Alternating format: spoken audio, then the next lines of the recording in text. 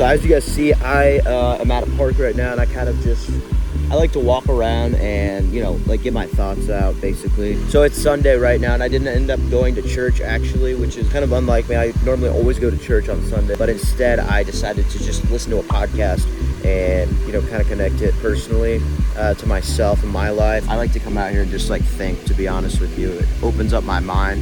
And if you guys don't go on walks, I totally encourage you to try it out. If you're not a walk person, I'm sure there's other ways that you can kind of connect with yourself or connect with God or whatever you want to connect with. But for me personally, I really like coming out into nature and just kind of like thinking and sitting down. Like I'm literally sitting by like a little man-made waterfall, and it's just relaxing. I'm like listening to a podcast, and it's pretty cool.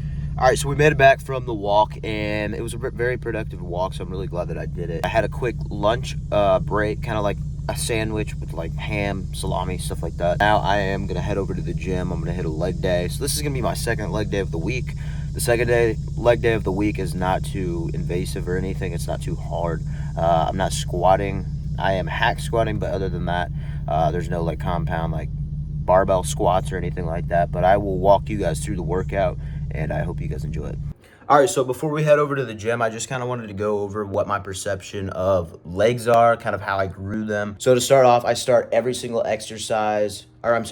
workout with a compound exercise. So today, I'm probably gonna start off with hack squats and then move into all of my accessory movement. It's very important that you be very cognizant of like what your form looks like. I would encourage you to just film yourself, look over the tape, or ask a friend, somebody who's like knowledgeable, if your form is good. Because if your form's not good, you're gonna end up hurting yourself.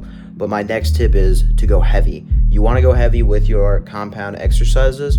I've noticed personally when I don't go very heavy over a span of weeks, if I'm just doing like lighter weights, higher numbers, like higher reps, like 12 reps, 14, like 15, 16, like all of the higher scheme reps, I noticed that my muscles don't seem as full.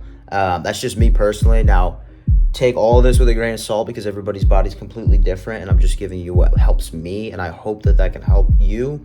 But I have noticed that when I start with a compound movement and I'm doing a higher weight, it does really, really help me grow my muscles. Moving after the compound movements, basically I move into accessory movements. And then within these accessory movements, I do like to stay fairly heavy. It kind of depends on what I'm doing. So, if I'm going to do like a hamstring curl, for example, on leg day, it kind of depends what the program writes for. But if it says 3 sets of 10, I'm going to try to push a little bit heavier weights. But if it says 3 sets of 10, like with drop sets, I'm not going to really try to push heavy weights because the goal is to hit a weight, drop it immediately, drop the weight, and then, keep forcing out reps so that you can force blood flow into the hamstrings or wherever you're training. So it honestly just depends. But I do like to do my compounds with a heavy movement, and then I move into accessory movements. A little bit lighter. Sometimes I go heavy with them. Sometimes I don't. It just kind of depends on that rep scheme. So obviously, the lower the rep scheme, like 8 reps, you're going to want to go heavier. And then the higher the rep scheme, you're probably going to have to go lower. You'll kind of notice that naturally you're not going to be able to move heavy weights at that high of intensity or volume. So another tip that I wanted to give everybody is when you're training legs, range of motion, ROM is very important. And I didn't really know that until like literally this past year. I met some guy at the gym. He's an older gentleman, way bigger than I am. But when he talked, I listened, and he kind of led me through a workout, and it was just really spontaneous. I had no idea who he was until that day. And he led me through a workout, and he was obsessed with ROM. Range of motion was like everything to him. We did hack squats, going complete butt to the grass, leg press, same thing. Hamstring curls, just very slow eccentrics. And that kind of like opened up my mind to eccentric training and just like really focusing on the stretch of the movement and then the contraction of the movement rather than just going in like a fluid motion. This is also really good for honestly like getting your form into check because you can't push heavy weights when you have like a crazy long eccentric, like a really slow eccentric or a slow concentric. It's just you have to prioritize that form, and you'll realize that very quickly. If you try to use heavy weights, you just won't even be able to move it. You might be able to move it down very slowly, but you're probably not going to be able to get it back up. It kind of like forces you to lock in on form, which is really good. The two most important things about building muscle are the eccentric and the concentric. And if you're not using those to the fullest potential, you're not going to reap the benefits of building muscle or strength. So I always, from that day, have incorporated range of motion exercises, and I really encourage you to do that, because I have in the past year seen a lot of leg growth because of him, and because I've introduced more range of motion exercises. And I'll probably do one today, and I'll kind of introduce that through the commentary.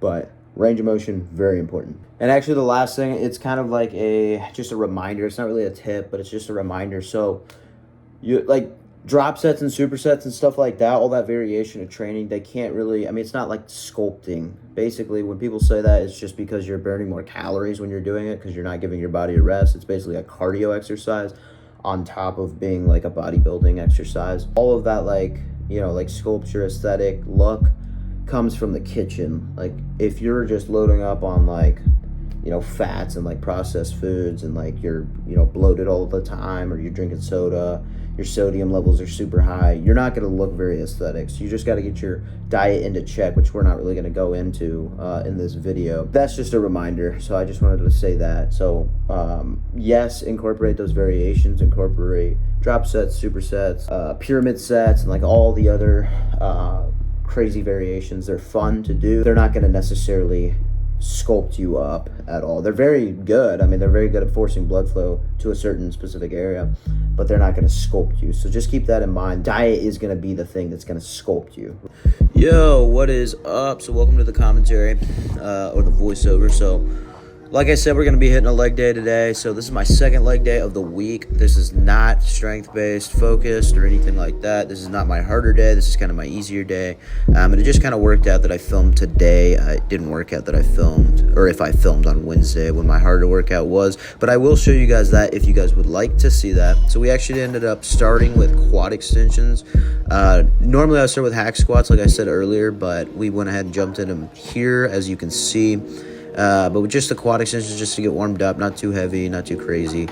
Started to do hack squats here. So my feet, you can't really see, unfortunately, but my feet are placed together and kind of higher on that bench pad, or whatever you want to call it. And that's just going to put a lot more emphasis on the quadriceps. You want to be very careful with this, because as you can see, my knees aren't going over the toes too much. It's really easy to let those knees go over the toes, and that's something you definitely do not want, because you're going to get injured very easily with that. And you also want to load a lot of the weight kind of on the balls of your feet if you're wanting to hit quads. Again, it's kind of a hard movement to do if you're a beginner, so just start with low weight and you'll be fine. Here we're doing hamstring curls, lying, my favorite hamstring exercise, activation exercise. I'm just doing, I believe, 3 sets of 12 here. Just kind of squeezing out those last couple reps there. Really good for building the hamstrings. Then we moved into the seated hamstring curls here. Kind of the same idea, except a different variation, different setup, different positioning. I like this one a lot. I need to do a better job of not moving my lower back. In this video, it doesn't look too bad, but I know on my other sets when I went a little bit heavier, I was kind of moving that lower back a little bit too much. And on top of that, I'm moving a tiny bit too fast. I think towards the end of this clip, I go a little bit slower there on the eccentric. I try to really exaggerate it. That's going to be really good for just breaking down those muscle fibers even further and just ensuring that your form is stellar. Next up is going to be a calf machine. This is actually a leg press machine, my mistake, but I use it as a calf machine. It just like kind of calf raises, really easy to feel the calves activate in this exercise. I personally like this a lot better than the leg press, because on the leg press you got to load it like crazy, and it's like an arm workout just to load the dang thing. So I just do it this way, just so that I can like move through the plates right there on my right side. It's super easy. And then last calf exercise I did was these calf raises. It's just like a seated hammer strength calf raise, I call it. Really good for the calves, of course. My feet are placed outwards. You can't really see that, but instead of inwards, they're outwards. And that's just going to hit actually the outer side, outer portion, kind of that muscle that's popping out right now. It's called the soleus, so that is what that's going to be targeting. All right, then last but not least, I did a core exercise. So this is actually one of my favorite core exercises ever. If somebody had to ask me which one would you do if you had to do it for the rest of your life, you had to drop every single one, this is going to be the one. And nobody really knows what this is. I actually learned this in physical therapy when I worked in outpatient physical therapy. So you're basically lying on a foam roller. Of course, your butt is lying down on it. Your neck is lying down on it. But you also want to compress your spine against it. So that's going to force your abs to contract. And as you can see, I'm coming up with my feet. My legs are going up just like that with a medicine ball overhead. Makes it a little bit harder. And that forces your core to stabilize. Now, if you let go and you just stop stabilizing that core, you would fall right off. So the slower you go, the harder it gets. Try this one out, guys. That's the end of the commentary. I'll see you guys in a bit. Peace. All right, so we just got back. I'm going to show you guys a leg update. I'm going to be honest with you. When I train legs, like directly after, I literally cannot flex them. So there's going to be like zero definition because I'm like still pumped. So I have crazy definition right now. So I literally cannot flex them very well, but there are those. Calves in there, you know what I'm saying?